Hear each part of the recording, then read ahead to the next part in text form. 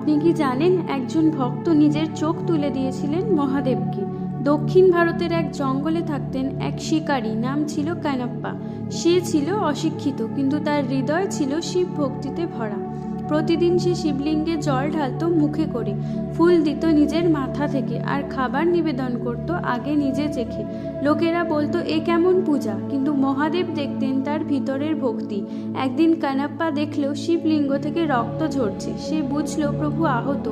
এক মুহূর্ত দেরি না করে নিজের চোখ উপরে লিঙ্গের ওপর লাগিয়ে দিল। রক্ত থামলো, কিন্তু সঙ্গে সঙ্গে অন্য পাশ থেকে রক্ত বেরোতে লাগলো।